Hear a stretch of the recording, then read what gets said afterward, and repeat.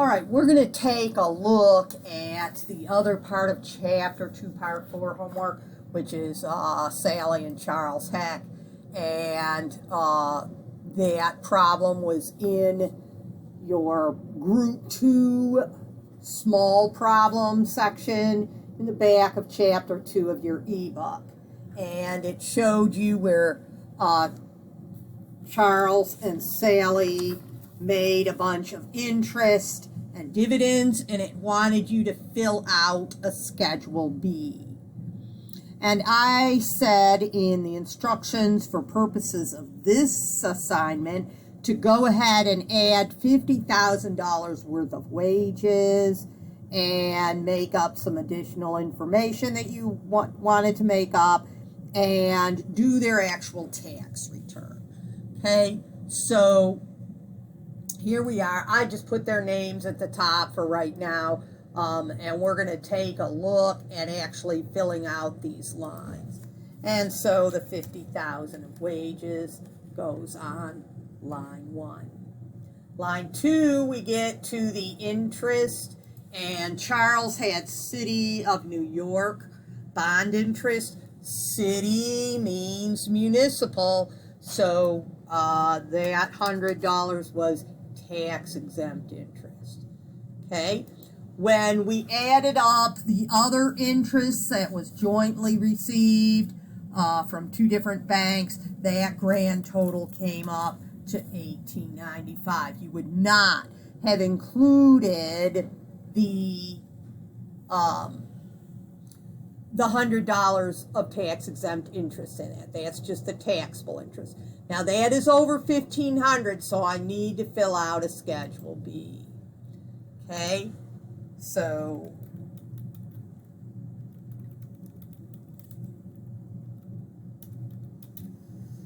we put their names. I didn't have a Social Security number for this part. You can make one up. 2, 3, 4, 5, 6, 7, 8, 9. Okay. And here we had to list the taxable interest. Now this is the taxable interest. So we're not going to list the City of New York. That was tax exempt. Okay. So we had something like Porcine Bank, and that was $12.45, and something like Riverbank, and that was $6.50. So the grand total of those was $18.95. $18.95 on line 4. This has to match line 2B. So when you go back to line 2B, that has to match your Schedule B.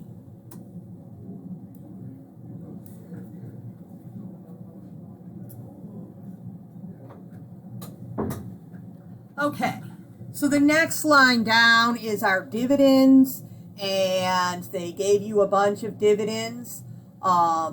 You were to assume all of the dividends were qualified except for that one that they showed you on the 1099 DIV, where the qualified dividends was $6.94 instead of the $8.50. So when I add up all the qualified dividends, it's $61.44.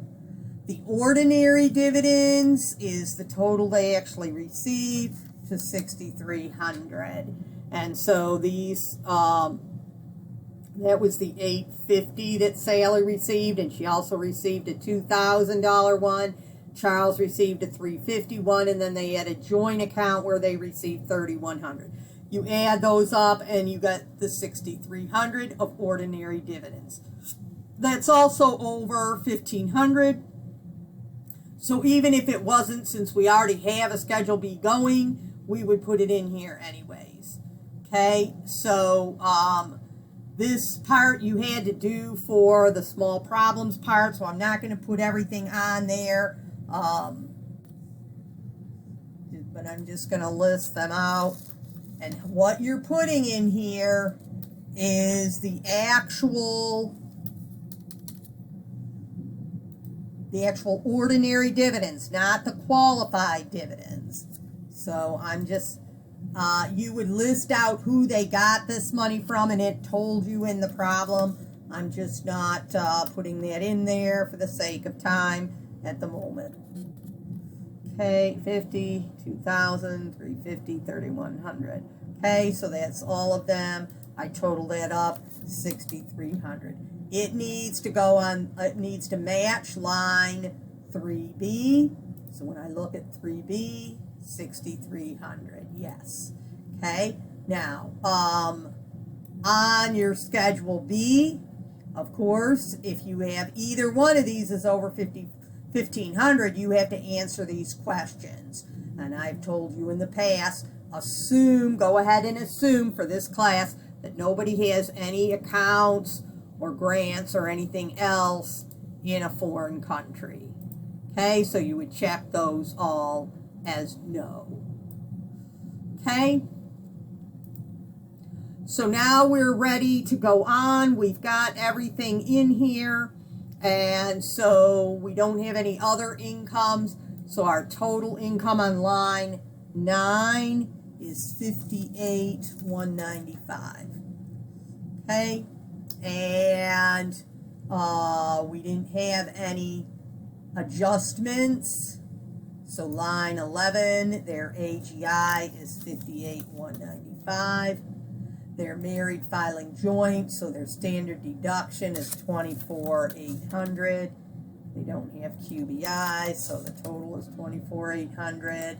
Okay, we subtract that from the AGI to get their taxable income of 33,395. Now, when we go down to the actual line of tax, we have to remember that the tax is not going to be the amount it is for 33,395 because we have qualified dividends. We have to fill out the qualified dividends worksheet. And so here I have filled it out. Okay, line 1 is the taxable income, the 33,395 from line 15. 6144 is the total qualified dividends on line 3A. That just flows down to line 4. Line 5, subtract 4 from 1. So 33,395 minus 6144 is 27,251. Line 6, enter 80,000 if married filing joint. Line 7, the smaller of 1 or 6 would be 33,395. Line 8, enter the smaller of 5 or 7. Okay, so the 27,251 is the smaller one. Line 9 says subtract 8 from 7, so that's 6144. Line 10, the smaller of 1 or 4, so that's 4, 6144. Line 11, enter the amount from line 9, again the 6144. Line 12, subtract 11 from 10 is 0. We won't have anything else the rest of these lines till we get to 22. And that says figure the amount of tax from line 5. So here we go. Line 5 was the 27,251. So we looked that up here. 27,251. Married filing joint is 2878.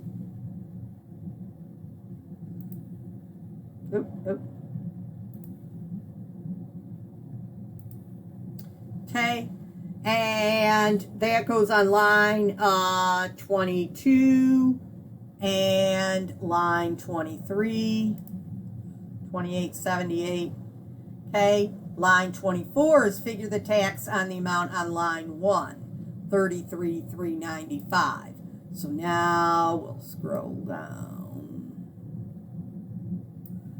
to 33,395. Okay, and that's 3610. Okay, so 3610.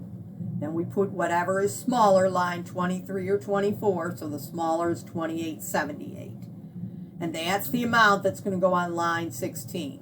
We saved this client $732 in tax by filling out this form. Okay, so we go to line 16, and that is 2878.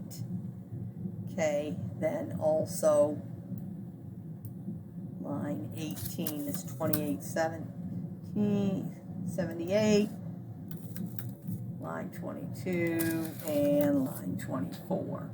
Then you would put whatever FIT from their W-2. Now, I did not give you that number, so you could make it up if you wanted to. So if that was 3,000,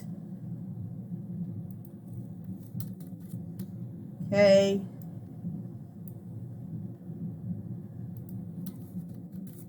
They don't have any other credits, so I would take the 3,000 that they paid in their W-2 and subtract the 2878, and they would have a refund of 122 in this case.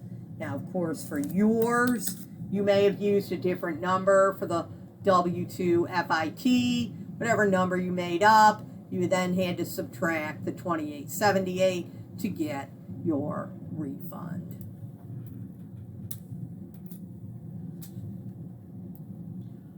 Okay,